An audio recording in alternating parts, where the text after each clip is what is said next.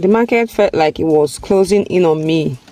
The colors of fruits and spices blurred into a dazzling swirl as the little boy clung to the woman's hand. I stood frozen, my heart pounding against my ribs. His eyes, those eyes, they were Michael's exact shade of hazel, framed with the same thick lashes I had traced with my fingertips on countless nights. Before I could speak, the woman turned, sensing my stare. Her eyes locked, and the blood drained from my face. It was Amara, my own cousin. Memories flooded back, family gatherings, laughter, whispered secrets. Amara, who had been like a sister to me. Amara, who had once cried on my shoulder about her cheating fiancé. And now, she stood here with a child who looked like my husband. I took a step forward. Amara, who is this boy? My voice trembled. She shifted her weight, eyes darting towards the crowd as if searching for an escape. He is mine, she said too quickly. And his father? I pressed. Her lips trembled. It's complicated. The boy tugged at her dress. Mom, is this the auntie Dad talks about? My stomach twisted. What did you just say? I asked, my voice sharpening. Before Amara could answer, a deep, familiar voice cut through the noise behind me. Enough, Amara. I turned. Michael was there, sweat glistening on his brow.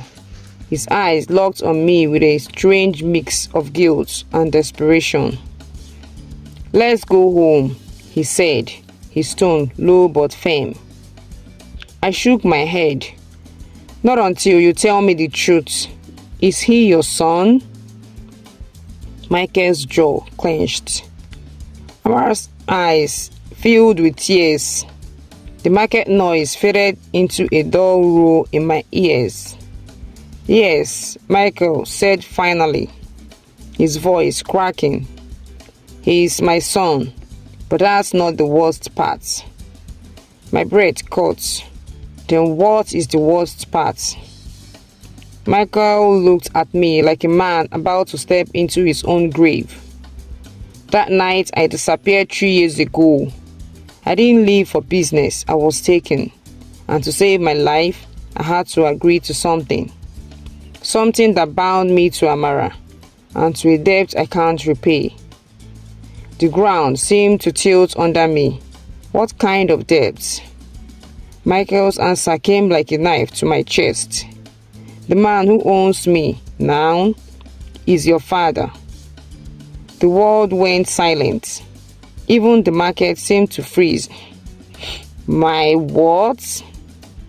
Michael's voice shook. Your father is alive, and he has been pulling our strings from the shadows. He forced Amara into my life, gave me money to keep you, and warned that if I told you the truth, you would die. Tears blurred my vision. Why are you telling me now? Because, Michael said, glancing over my shoulder with pure terror, he is here. I turned. Through the crowd, a tall, silver-haired man was walking toward us, his cane tapping against the ground like a death sentence.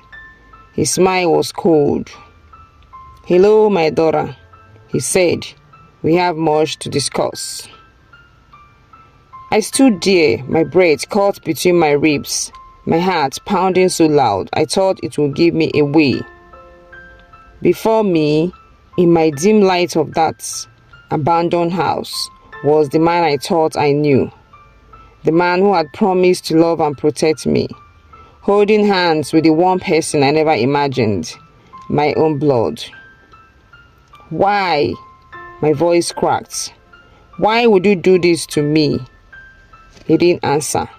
He just stared at me with eyes that weren't his anymore. Cold, strange, almost empty. And then she turned. her face half hidden under a scarf, but I knew. I knew those eyes. I grew up with them.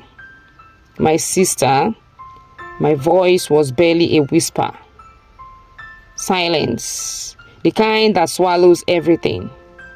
And then the truth spilled out like poison. It wasn't love. It was never love. It was a plan. A plan that began long before I even met him. A plan designed by the very people I trusted most.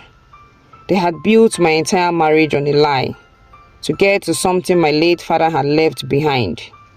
Land, money, property, all hidden from me. I was nothing but a key, and they had played me perfectly.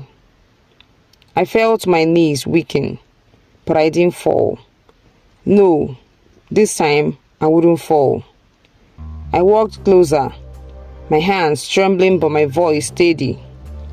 You took my love, my trust, my life, but you forgot one thing. What? He smirked.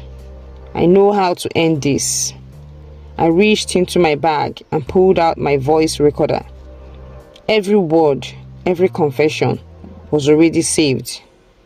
For the first time, fear flickered in his eyes. I'll destroy you, he growled. You already did, I said, and walked away. Hours later, I was in the police station. The tape was in the hands of the law, but my story didn't end there. Because sometimes justice doesn't come with handcuffs. Sometimes it comes with watching everything they built crumble piece by piece. And as I watched them being led away, I realized something. I had been broken, yes, but I was still standing. And this time, no one could take that away. The end, or maybe just the beginning. Thank you for watching. Hold on for the next mind-blowing story. Please put down your moral lessons on the comment section. Like and share. Thank you.